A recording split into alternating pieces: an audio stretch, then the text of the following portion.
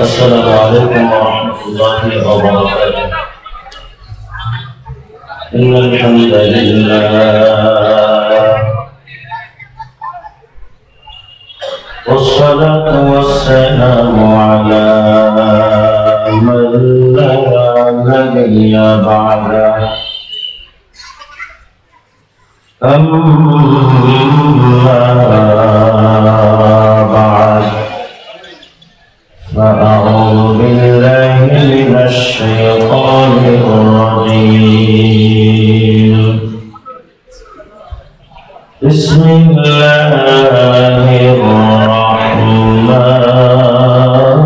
الرحيم. ولا تتخذوا اليهود والنصارى أولياء. صدق الله العلي العظيم.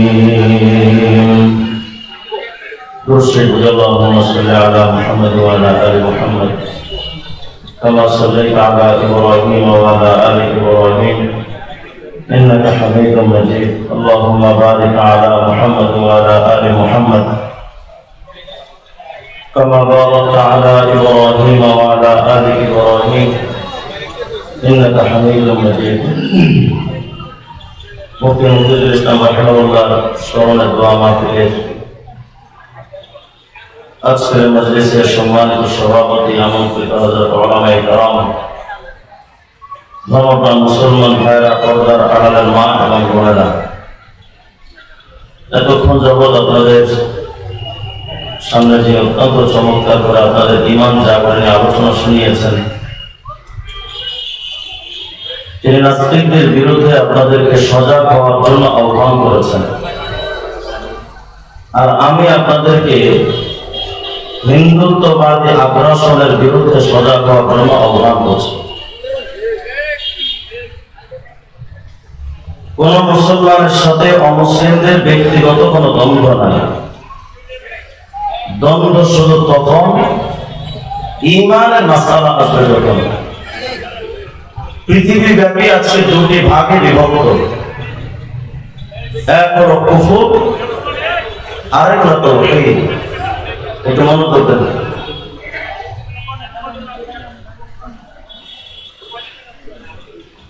এক হলো কুফরি শক্তি, আরেকটা হলো তাওহীদবাদী শক্তি। এটা ছিল সত্য যে কুফরি শক্তি সারা জীবনটা ঈমানের বাতি তাওহীদের জ্যোতিকে নিভিয়ে দেওয়ার জন্য যুগে যুগে চেষ্টা করেছে, কিন্তু যুগে যুগেই তারা ব্যর্থতায় পর্যবসিত করেছে।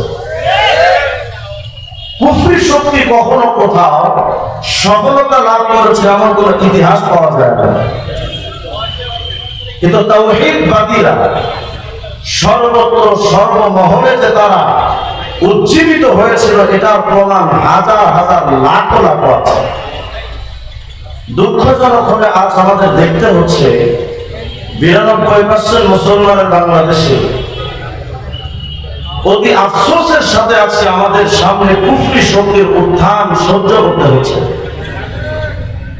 আমি এ ব্যাপারে কারোর বিরুদ্ধে বক্তব্য দিতে আসিনি, শুধু আমার আত্মরক্ষা করার অধিকার আমার বাংলাদেশে আছে। আমার কারোর উপরে তরবারি চালাতে চায় না, কিন্তু আমার উপরে যদি কেউ তরবারি চালায় আমরাও কিন্তু চুপচাপ বসে থাকার মানুষ নয়। এটা সবাইকে মাথায় রাখতে হবে। আমরা কারোর উপরে হামলা করতে রাজি নয়, কিন্তু আমার ইসলামের উপরে যদি কেউ হামলা করে বসে, আমরা কোন জাতির উপরে হামলা করতে অভ্যস্ত নই, কিন্তু মুসলমান জাতির উপরে যদি কোন জাতি হামলা করে বসে, আমরা কোন মন্দিরে হামলা করতে অভ্যস্ত নই, কিন্তু আমার মসজিদের উপরে যদি কেউ চোখ রাঙানি দেখায়, মুসলমানদের সিদ্ধান্ত হলো আল্লাহ এবং রাসূলের সিদ্ধান্ত অনুযায়ী আমরা হিন্দুদের নিরাপত্তা দিতে জানি, বৌদ্ধ খ্রিস্টানদের দুর্গা এবং তাদের গির্জার নিরাপত্তা দিতে জানি, কিন্তু আমার ইসলামের উপরে যদি হিন্দুত্ববাদী আগ্রাসন হামলা করে বসে মুসলমান চোখ উপড়ে ফেলবে। এটা আমাদের মুসলমানদের ঈমানি চেতনা। অগ্রিম আমরা কারো উপরে হামলা করতে চাই না। সময় যেহেতু কম, বিস্তারিত আলোচনা করার মতো সুযোগ নেই। আমি শুধু ইসলামী অমুসলিমদের অধিকার কি এই বিষয়ে সামান্য কয়েকটা আয়াত আর কয়েকটা হাদিস বলে আমার আলোচনা দিতে টানবো। বাকি আলোচনাটা একটু মনোযোগ দিয়ে শুনবেন, কারণ আমাদের উপরে অনেকের এই বিরূপ ধারণা থাকতে পারে যে আমরা মনে হয় উগ্রবাদী, আমরা মনে হয় জঙ্গিবাদী, আমরা মনে হয় মানুষকে উৎসাহে বেশি ভালোবাসি, কিন্তু আসলে বাস্তবতাটা কি এটা জানা দরকার। ইসলামের মূল থিমটা কি মুসলিমদের ব্যাপারে। এ ব্যাপারে যদি আমি আপনাদের সামনে আয়াত এবং হাদিস পেশ করতে থাকি, অসংখ্য আয়াত এবং হাদিস দেওয়া যাবে। সামান্য কয়েকটা আয়াত এবং হাদিস আপনাদের সামনে পেশ করি। দেখুন, বুখারী শরীফের 10 নম্বর হাদিসের মধ্যে রাসূল করিম আলাইহিস সালাম বলেছেন, আল মুসলিমু মান সালিমা আল মুসলিমুনা মিন লিসানিহি ওয়া ইয়াদিহি। মুসলমান হলো সে যার হাতের দ্বারা, জবানের দ্বারা অন্য কেউ কষ্ট পাবে না, সে হলো মুসলমান। যারা মুহাদ্দিসিনে কেরাম আছেন তারা ভালো করেই বুঝবেন, এই হাদিসটা মুতলাক, মুকাইয়াদ না, কোনো কায়েদ নাই। তার মানে রাসূল আলামিনের হাদিস থেকে বোঝা যায় তোমার হাতের দ্বারা আর এই জবানের দ্বারা মুসলমান নিরাপত্তার সাথে থাকতে হবে, বেঈমানদেরও নিরাপত্তা দিতে হবে। যদি না দিতে পারো তাহলে তুমি প্রকৃত মুসলমান হতে পারবে না। আরেক হাদিসের মধ্যে রাসূল করিম আলাইহিস সালাম বলেন, লা ইউমিনু আহাদুকুম হাত্তা ইয়ামারা জারহু বাওয়াইকা। তোমার অনিষ্টতা থেকে যদি তোমার প্রতিবেশী নিরাপত্তা না পায় তাহলে তুমি পাক্কা ইমানদার হতে পারো না। প্রতিবেশী বলে শুধু রাসূল আরবি মুসলমানদের উদ্দেশ্য করেন না, অমুসলিমদের নিরাপত্তা নিশ্চিত করা এটাও নবীজির ইশারা, এটাও নবীজির ইঙ্গিত যে তোমার প্রতিবেশী হোক সে মুসলমান, হোক সে বেঈমান, সে যাই হোক না কেন, তোমার দ্বারা যেন সে তোমার দ্বারা কোনো কষ্ট না পায়, এটা রাসূল আরবি আলাইহিস সালামের আদেশ। হযরত জিবরিল আমিন আলাইহিস সালাম নবীজিকে প্রতিবেশীদের ব্যাপারে এত বেশি নসিহত করতেন, এত বেশি নবীজিকে আদেশ দিতেন, নবী একদিন বলেই ফেললেন, মা যারা জিবরিল ইউসুনি বিল জার হাত্তা যানতু আন্নাহু সাইয়ুবিসুহু। আমি প্রতিবেশীর হকের ব্যাপারে এত এত বেশি নির্দেশনা পেয়েছি, আমি এক পর্যায়ে ধারণাই করে বসতাম যে এমন হতে পারে যে প্রতিবেশীকে আমার সম্পত্তির ব্যাপারে তাদের ওয়ারিস বানায় না দেওয়া হয়। এতটা বেশি প্রতিবেশীর হকের ব্যাপারে আমাকে জিবরিল আমিন এতটা বেশি আমাকে ওসিয়ত করতেন। ভাইরা, আজ তো প্রতিবেশীর হক আমাদের কাছে নাই। বিএনপি আওয়ামী লীগের মারে, আওয়ামী লীগ বিএনপির মারে, জাতীয় পার্টি ক্ষমতা আসতে মারবে। বাংলাদেশের 52 বছরের ইতিহাসে আমরা এটাই দেখি। এখন আবার অন্যরা মানে না, নৌকা ইগলরে মারে, ইগল নৌকারে মারে। আছে না নাই?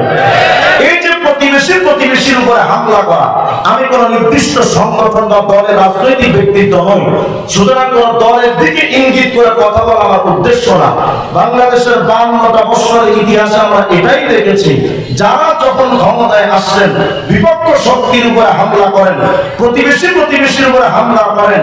এটা মনে রাখা চাই, আপনি যেই প্রতিবেশীর উপরে হামলা করেন, আপনার ইন্তেকালের পর ওই প্রতিবেশীটাই কিন্তু আগে আপনার কাজে লাগে। ওই প্রতিবেশী আপনার কবর খনন করতে যায়, ওই প্রতিবেশী আপনার কবরের বাস কাটতে যায়। সুতরাং কেউ কোনো প্রতিবেশীর উপরে হামলা করা, জুলুম করা, এটা ইসলামের কোনো আদর্শ নয়। শুধু ইসলামের মুসলমানের ব্যাপারে এমন কথা নয়। বুখারী শরীফের মধ্যে 3166 নম্বর হাদিস, রাসূল করিম আলাইহিস সালাম বলেন, দেখো, মান কাতালা মুআহাদা লাম ইয়ারিহ রাইহাতাল জান্নাহ। যদি কোন ব্যক্তি কোন অমুসলিম নিরাপত্তায় আবৃত কোন অমুসলিমকে যদি কোন মুসলমান হত্যা করে, আল্লাহর নবী বলেন, লাম ইয়ারিহ রাইহাতাল জান্নাহ, সেই ব্যক্তি জান্নাতের সুঘ্রাণ পাবে না। অথচ ওয়া ইন্না রিহাহা তুজাদু মিন মাসিরাতি 40 আমা, অথচ জান্নাতের ঘ্রাণ 40টা বছরের দূরত্বের রাস্তা থেকে জান্নাতের ঘ্রাণ পায়।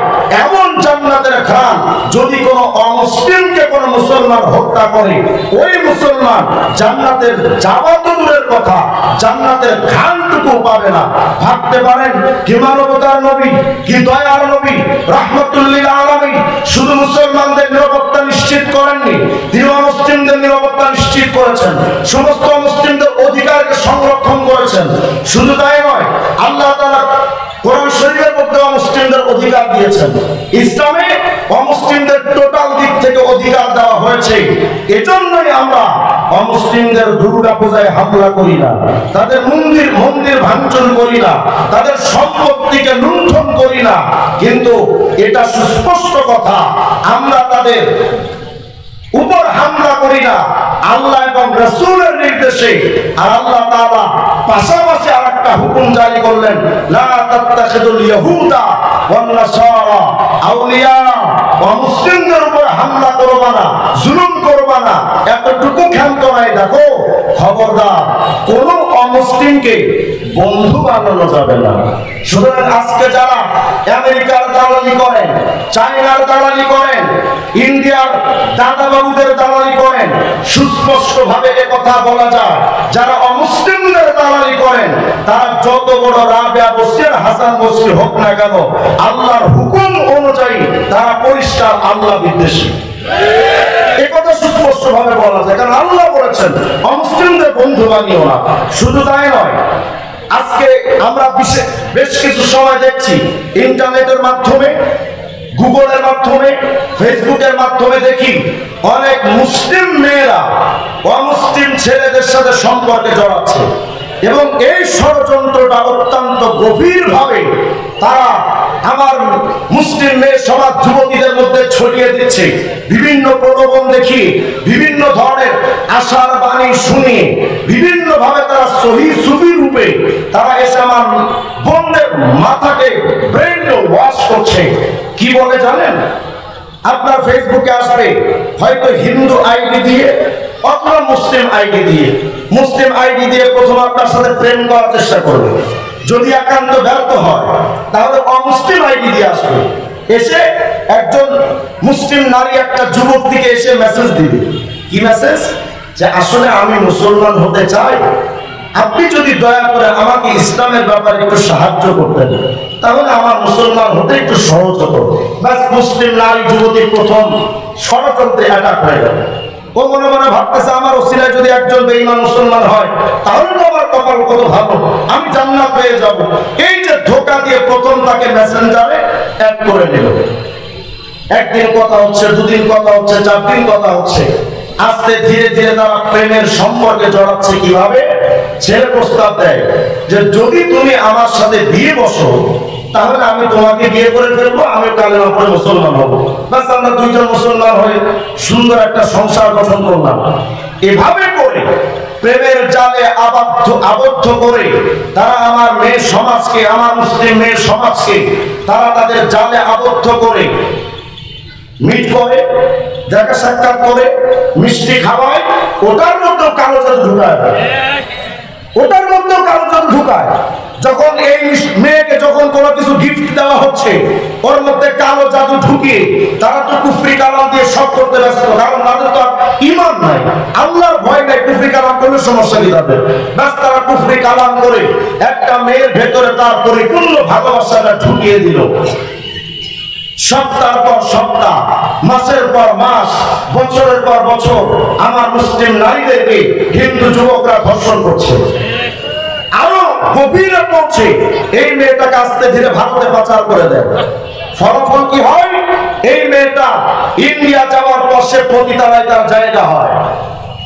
আমার মা বোনরা যারা আজকে আলোচনা শুনছেন তাদের জানা দরকার, কোরআন শরীফের মধ্যে আল্লাহ পাক স্পষ্ট করে বলেছেন এত দায়িত্ব আপনাকে দেওয়া হয় নাই যে আপনি একজন হিন্দুকে বুঝা কালেমা পড়া মুসলমান বানাবেন। এত দায়িত্ব আপনাকে দেওয়া হয় নাই। আল্লাহ পাক সুস্পষ্ট করে বলেছেন লা তাত্তাখিদুল ইয়াহুদা ওয়ান নাসারা আউলিয়া। ইহুদি, খ্রিস্টান, আরে তারা তো আসমানি কিতাব পেয়েছিল, আসমানি আল্লাহর উপর তাদের বিশ্বাস আছে।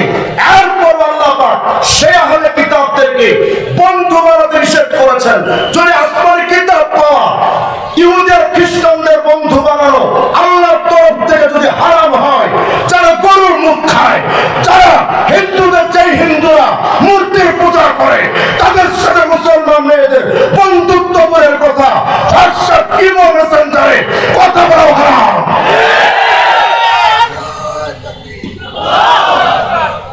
অথচ সেই কাজ আমার বোনেরা আকৃষ্ট হয়ে যাচ্ছেন, তাদের সাথে সম্পর্ক করা হচ্ছে।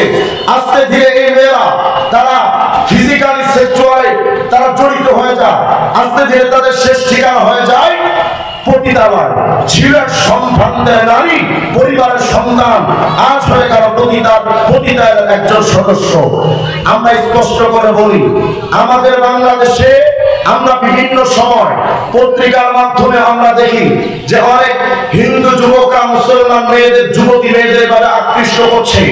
আমরা স্পষ্ট করে প্রশাসনকে বলছি, আমার মায়ের ইজ্জত, আমার একজন বোনের ইজ্জত, আমার একজন মেয়ের ইজ্জত, আমার একজন মুসলিম যুবতী নারীর ইজ্জত নয়, বাংলাদেশের সমস্ত মুসলমান নারীদের ইজ্জত যদি আমার কর্মের ইজ্জত দিয়ে ভুলুণ্ঠিত করতে থাকা হয়, প্রশাসন যদি এটা বন্ধ করে উদ্যোগ না নেয়, যেখানে ধরা পড়বে ওই হিন্দু যুবককে জীবন্ত ঘুরে ফেলবে মুসলমান।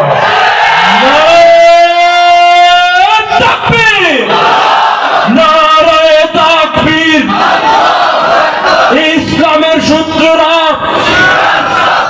মুসলমানদের সূত্ররা, বিশ্বের মুসলিম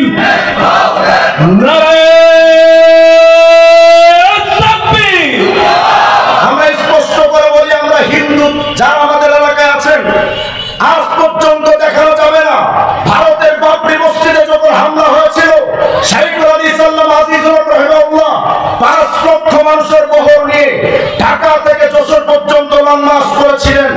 এর মাঝখানে কোন একটা মন্দিরে কোন মুসলমান হামলা করেনি, কোন একজন হিন্দুর উপরে কোন মুসলমান হামলা করেনি।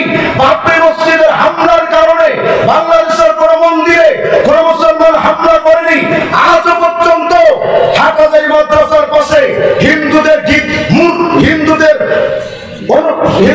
সেখানে পূজার জায়গা, মন্দিরটা মাথা উঁচু করে দাঁড়িয়ে আছে। অনেক সময় অনেক আলেমরা সেটা নিরাপত্তা দেয়, কিন্তু আল্লাহর কসম করে বলি, আমার বাংলাদেশের মুসলমানদের ইমানি দুর্বলতার সুযোগ নিয়ে যদি আমার পায়ের উপরে পা রেখে ঝগড়া করতে আসো, এমন লাথি খাবা ইন্ডিয়ার ফাঁকা টাইম পাবা না। আমরা কোন মুসলমান অমুসলিমদের উপরে, আরে এটা তোমার সাংবিধানিক অধিকার, আমার সংবিধান আমার অধিকার দিয়েছে, আমরা আমাদের বিধান নিয়ে বেঁচে থাকবো, আমরা আমাদের কথা বলতে পারবো, আমরা আমাদের দাবি করতে পারবো। কিন্তু আমাদের এই দাবিটাকে আবার যদি রাজনৈতিক বক্তব্য হিসেবে ধরে নেন, তাহলে আজকে আপনারা দেখেছেন মধুখালীতে যেই অন্যায় ভাবে আমার মুসলিম যুবকদেরকে হত্যা শহীদ করা হয়েছে, মুসলমানরা তো নীরব আছে। আমি এ ব্যাপারে যাওয়ার আগে আর দুটি আয়াতের হাদিস আপনাদের সামনে পেশ করে দেখেন।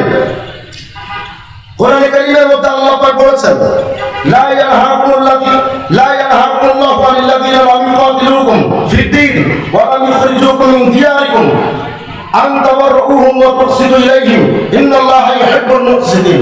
আল্লাহ বলেছেন, যদি কোন মুসলিম তোমাদেরকে তোমাদের ঘর থেকে বের করে না দেয়, যদি কোন মুসলিম তোমাদের উপরে জুলুম না করে, আল্লাহ বলেন খবরদার তাদের উপরে তোমরা অন্যায় করো না, তাদের উপরে কোনো জুলুম করো না। কোন অমুসলিম যদি অন্যায় না করে তার উপরে তুমি জুলুম করতে পারো না।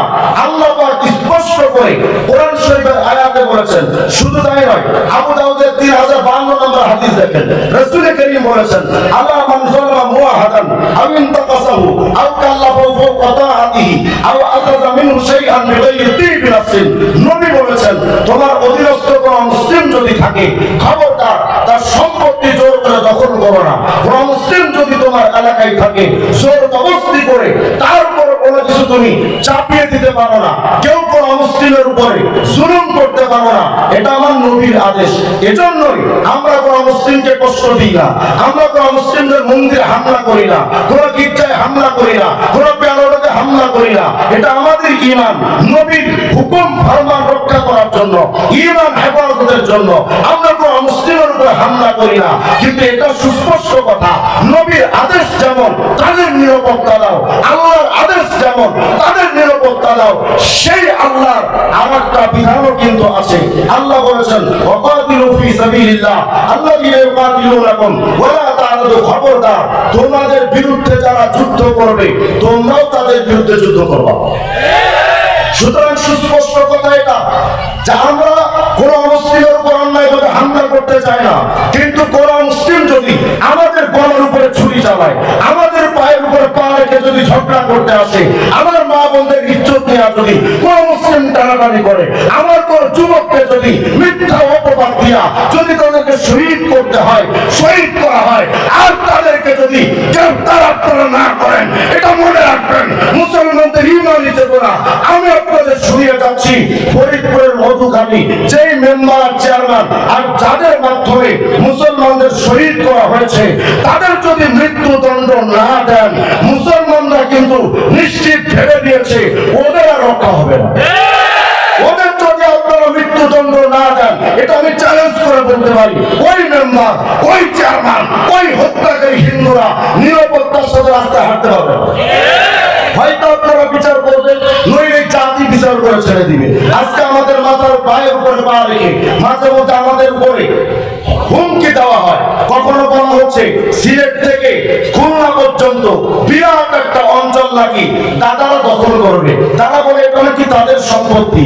আমরা স্পষ্ট করে এটাও বলেছি 30 লক্ষ মানুষের জীবনের বিনিময়ে অর্জিত যে স্বাধীনতা, 2 লক্ষ মায়ের ইজ্জত ভুলণ্ঠিত হওয়ার পর অর্জিত আমার যে স্বাধীনতার 1 ইঞ্চি মাটি যদি তোমরা দাদারা দখল করতে আসো, এমন পিটানি খাইবা 2 পর টাইম পাবো না। এই মাটি আমার, এই মাটি আমার গর্বের, এই মাটি আমার ইসলামের, এই মাটি নিয়ে ষড়যন্ত্র করলে এটা তো বরদাস্ত করা যায় না। আশ্চর্য হয়ে বলতে হয় আজকে মুসলমানদের উপরে চড়াও হওয়ার জন্য শত চেষ্টা করা হচ্ছে। ফলাফল কি হবে? তোমরা আমাদের বিরুদ্ধে যুদ্ধের ডাক দিবা আর মুসলমানরা বসলে হিন্দুদের ডাক দিবে। এই তো শেষ ফলাফল। আর আমরা কত অপেক্ষায় আছি আলহামদুলিল্লাহ। কবে সেই সময়টা আসবে আমরা তো সেটার জন্য প্রতীক্ষায় আছি।